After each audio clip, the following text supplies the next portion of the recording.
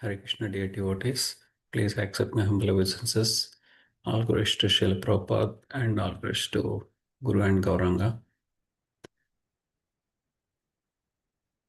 Uh, yeah, so as always, like I have no qualification to speak on this subject matter of Srimad Bhagavatam.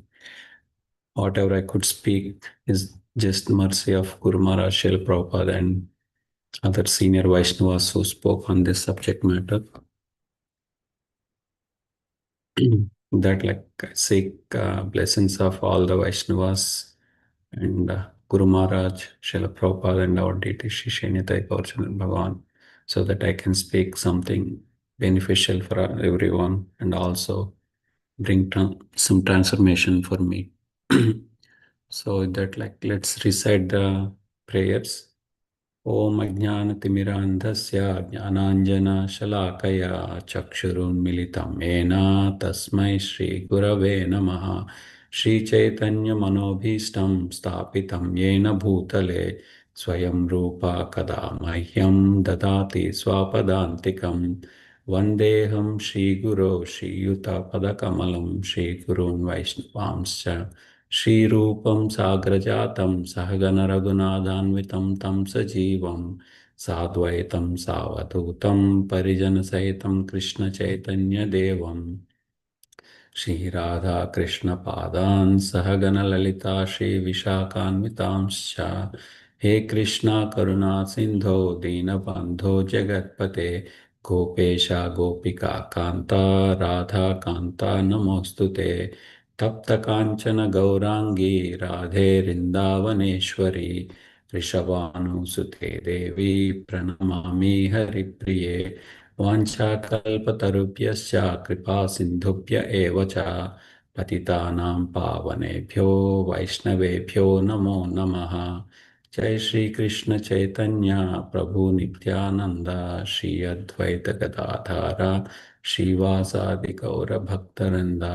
हरे कृष्णा कृष्ण कृष्ण हरे हरे हरे राम राम राम हरे हरे। नारायणं नमस्कृत्यं नरं चैव नरोत्तमं देवीं सरस्वतीं व्यासं ततो जयम् उदीरयेत्। नष्टप्रायेषु अभद्रेषु नित्यं भागवत सेवया भगवती उत्तमश्लोके भक्तिर्भवति नैष्ठिकीम्। नष्टप्रायेषु अभद्रेषु नित्यं श्लोके। ॐ नमो भगवते वासुदेवाय। ॐ नमो भगवते वासुदेवाय। ॐ नमो भगवते वासुदेवाय। Okay. We are reading from Canto 3, Chapter 29, titled Explanation of Devotional Service by Lord Kapila, text 36. Okay. So let's recite the verse. एतद् भगवतो रूपं ब्रह्मणः परमात्मनः परं प्रधानं पुरुषं दैवं कर्म विचेष्टितम्। एतद् भगवतो रूपं ब्रह्मणः परमात्मनः परं प्रधानं पुरुषं दैवीं कर्म विचेष्टितम्। Synonyms: Etat, this, Bhagavataha, of the Supreme Personality of Godhead, Rupam, form, Brahmanaha, of Brahman, Paramatmanaha, of Paramatma, Param, transcendental, Pradhanam, chief, Purusham, personality, Daivam, spiritual, Karma Vichestitam, whose activities. Translation: this Purusha, whom the individual soul must approach, is the eternal form of the Supreme Personality of Godhead, who is known as Brahman and Paramatma. He is the transcendental chief personality, and his activities are all spiritual. Purport by His Divine Grace A.C. Bhaktivedanta Swami Srila Prabhupada ki Jai. In order to distinguish the personality whom the individual soul must approach. It is described herein that this Purusha, the Supreme Personality of Godhead, is the chief amongst all living entities and is the ultimate form of the impersonal Brahman effulgence and Paramatma manifestation. Since he is the origin of since he is the origin of the Brahman effulgence and Paramatma manifestation, he is described herewith as the chief personality. It is confirmed in the Katha Upanishad, Nityo Nityanam. There are many eternal living entities, but he is the chief maintainer. This is confirmed in Bhagavad Gita also, where Lord Krishna says, Aham Sarvasya Prabhava. I am the origin of everything, including the Brahman effulgence and Paramatma manifestation. His activities are transcendental as confirmed in Bhagavad Gita. Janma karma cha me divyam. The activities and the appearance and disappearance of the Supreme Personality of Godhead are transcendental. They are not to be considered material. Anyone who knows this fact that the appearance, disappearance, and activities of the Lord are beyond material activities or material conception is liberated. Yo vetti tattvataha tyaktva deham punarjanma. Such a person, after quitting his body, does not come back again to this material world, but goes to the Supreme Person. It is confirmed here. Purusha Purusham Vrajet. Purusha Purusham Vrajet. The living entity goes to the Supreme Personality simply by understanding his transcendental nature and activities. Okay.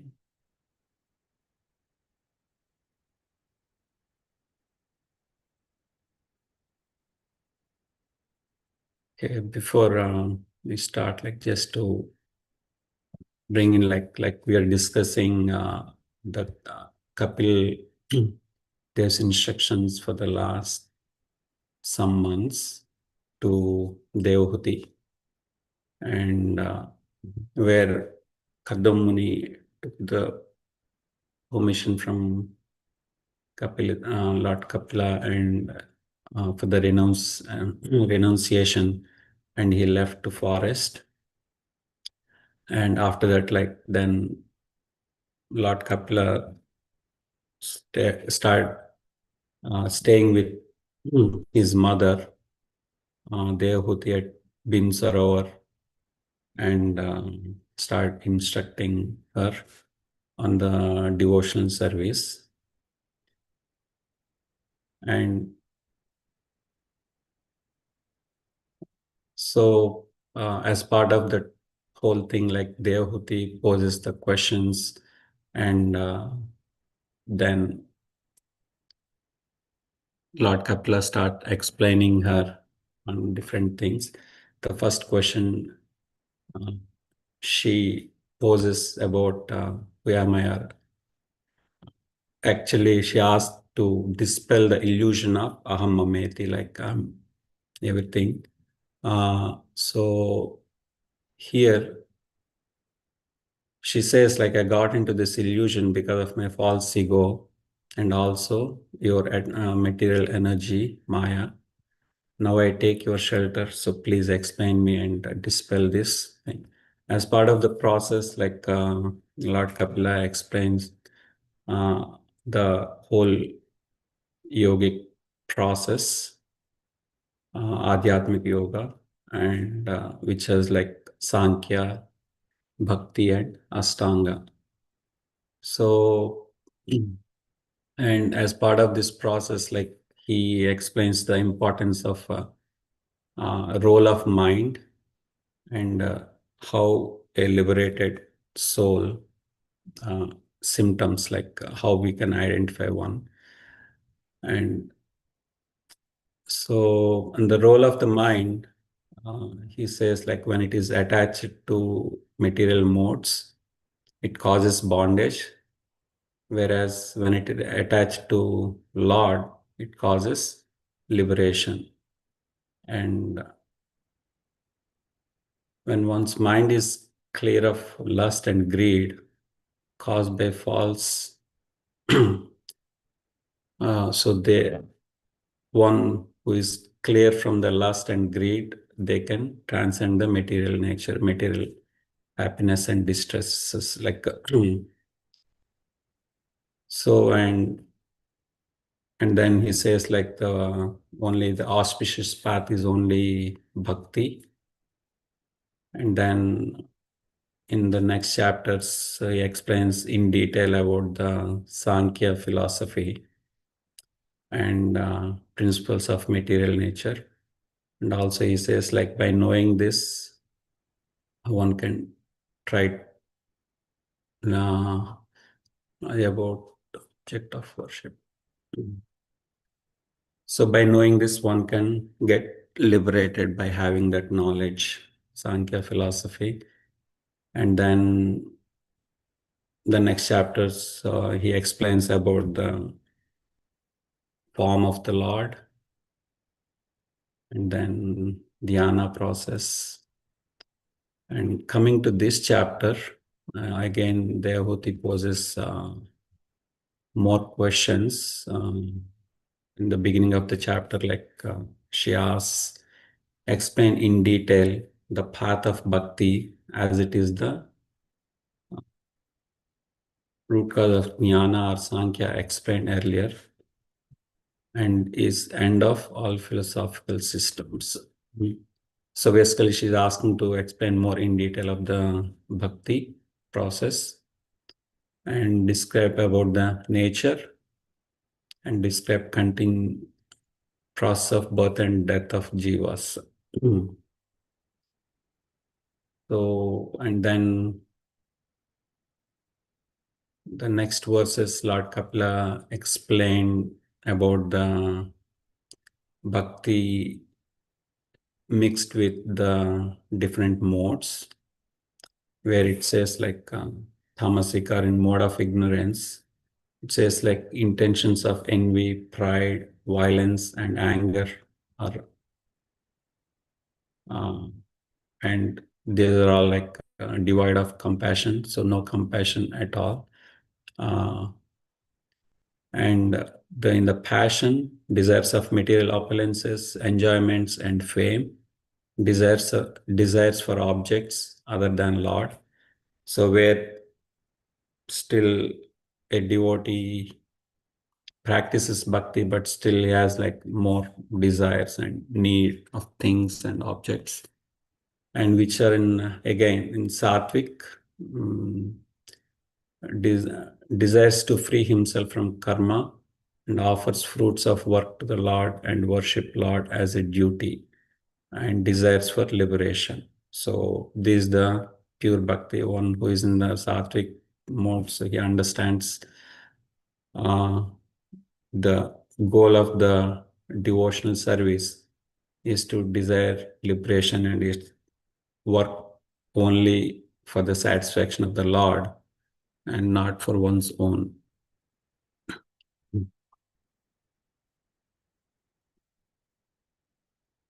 And pure bhakti is, he explains about the bhakti, and bhakti is beyond the modes. He is, he says like it's unadulterated by hearing about Lord's qualities. Mind flows to Lord as Ganges flows to ocean. There is an analogy given, and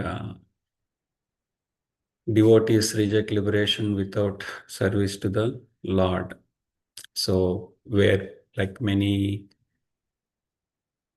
different teachings which are available in the world, so where they say like you will merge into the Brahman relation and all, like, but as a devotee who understands and knows about the Lord, they won't want anything other than service of the Lord. If there is no service of the Lord available, so they won't want that kind of liberation. And bhakti is the highest state which surpasses all three gunas. Like when we serve the Lord without any personal desires just to serve the Lord. So that's the highest state. And then in the next verses, I think in some of the verses, like Lord Kapil Dev explains, the he says like the offenses are the main obstacles for someone to progress in bhakti. And also he explains the solution, how one can avoid them. In the offenses, like he says, like one is that disregarding. So that's basically presence of the Lord in one's heart and also in everyone's heart. So, so basically, this is that Brahman realization. People who won't consider the Lord in the presence in everyone's heart. And next one is the hatred. So, though someone is still worshipping the Lord, but still they have hatred toward others. So that does not bring any peace except like more envy. So, and then the third one is the criticism is another thing. Lord is not pleased with one who criticizes others. And then the solution was also given like to see the Lord in one's heart and also everyone's heart and be equal to equal vision of every living entity, and also practicing charity, friendliness, and other things would help someone to develop the devotion. So, in this with this words, like Lord Kapila is trying to conclude the process of bhakti explanation, and then from next verse he'll be talking on the he will be answering the questions about the time, explaining the time factor. So coming to this verse, like here, Lord Kapila is saying, after all the explanation, but devotional service, that's the ultimate goal of knowledge, renunciation and meditation. The origin of both impersonal. Yeah, in this verse, like the one thing what he was saying was like there is the impersonal and Paramatma feature, and those two are already part of Bhagavan feature. So that's one thing. Like basically, the Mayavadis are those sect who believes in merging into the Brahman, and also even though someone believes Paramatma, but still they don't understand the form, or there is no form like for them. So here, like in this verse, he's saying like the Brahman and Paramatma, they both are the subset of like our energies of Lord. They derive from. And we always hear this analogy comparing these three types of relation to the sun, like which is the Brahman is equal to the sunshine, which is impersonal energy, which is not directly perceived, but you can see it, but like, and then the Paramatma is the localized aspect in everyone's heart as a Paramatma who is living in, which is like the reflection of the sun in the water. So though he's not present personally, but still he can be there like me. He's aware, but still he is present in everyone's heart. And then the Bhagavan feature, the supreme person, the source of both. It's like a sun planet is, as sun planet is responsible for the sunshine, and also for the reflection of the sun. So similarly, the Bhagavan is responsible for both Paramatma and Brahman relation. So in this verse, like Lord Kapila is confirming again that, okay, there is a person besides all these things, like these are not like just happening. So establishing the personal form of the Lord. And also other thing which is mentioned in this verse is the Lord's activities are transcendental. So when Lord performs these activities, he performs for the benefit of others, with a compassion and towards the living entities. But these activities, what are he is performing, they do not bind him. Whereas the activities performed by us are bind by karma.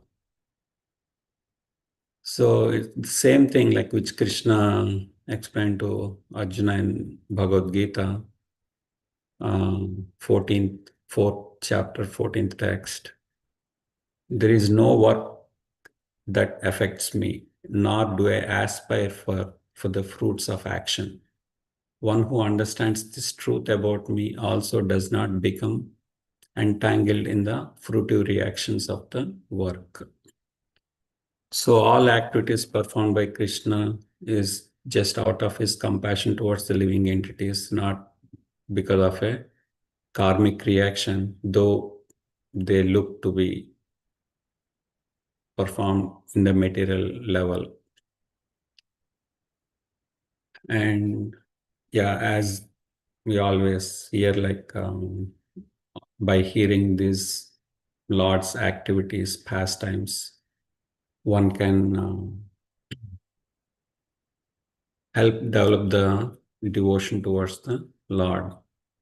And same thing like in Bhagavatam, first canto, second chapter, 17th verse, um, it said like Shri Krishna, the personality of Godhead, who is the Paramatma, super soul in everyone's heart, and the benefactor of the truthful devotee, cleanses uh, desire for material enjoyment from the heart of the devotee who has developed the urge to hear his messages, which are in themselves virtuous when properly heard and chanted.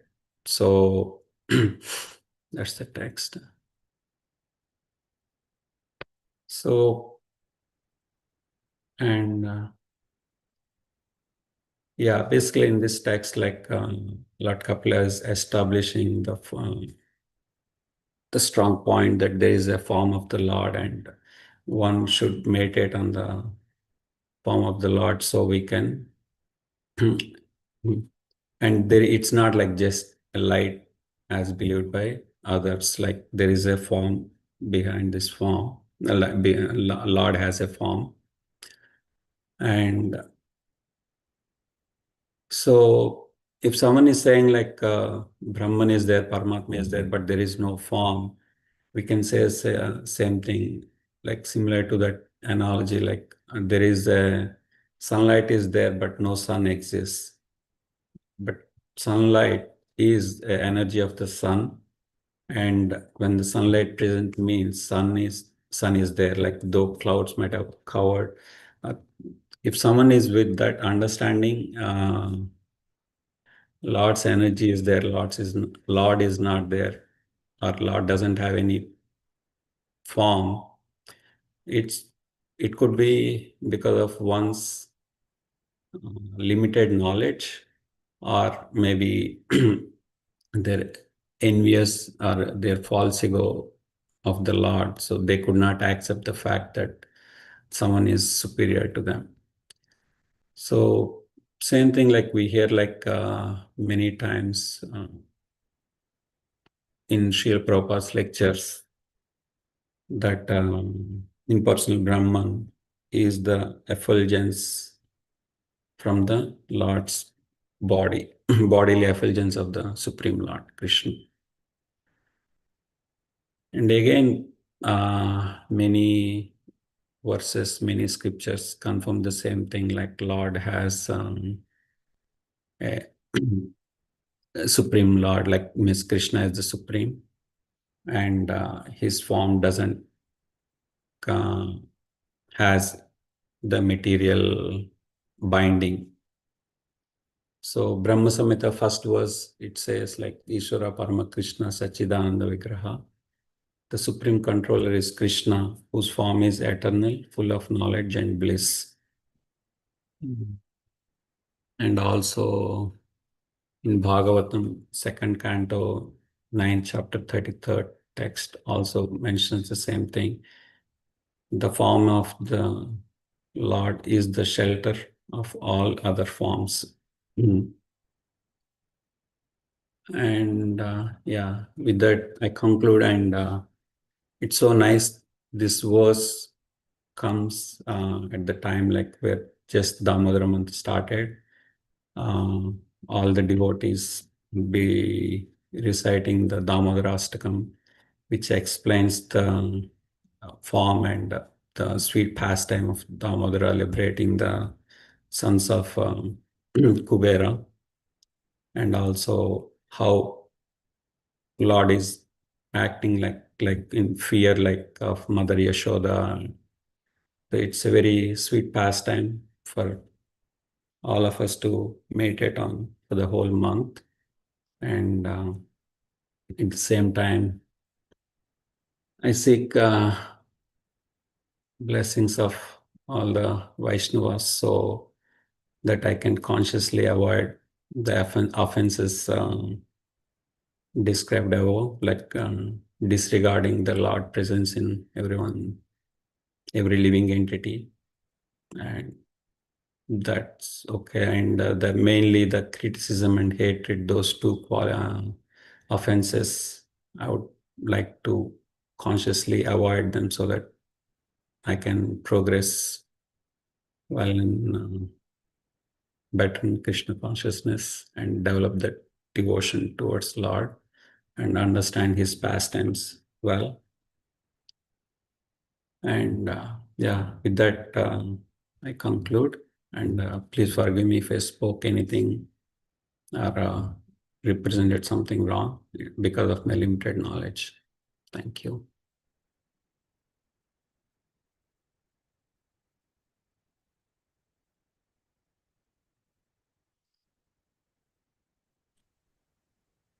Hare Krishna, Prabhu.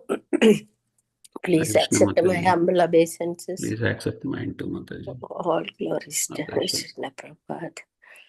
Very nice verse, Prabhu, and very nice class. Yes, for Damodara month, you are connecting with the Damodara pastime. It is very, very meaningful. I mean, he's just a 2-year-old, and Mother Yashoda can't bind him with all the ropes. And the ultimate statement that the whole universe is your belly, all that about the Lord's form. Very nice. Thank you, Prabhu. Hare Krishna. Krishna. Hare Thank you, Krishna. Mataji. Hare Krishna, Prabhu. Thank you so Hare much. Krishna, Prabhu. Maria. Please accept. Yeah, thank you so much for the nice summary of what we were reading last many, actually, a couple of months now, right? I think you summarized from the previous one as well. Thank you. I think we were reading it for more than like 4 or 5 months, I think. Yeah. Almost each chapter 1 month, right? Like I think 5, 6 chapters now. Yeah. So it's 8 o'clock. If no one has any comments, we can close down, bro. Okay, thank you. Vanchakalpatarubhyasya kripasinabhya cha patitanam pavanebhyo vaishnavebhyo namo namaः.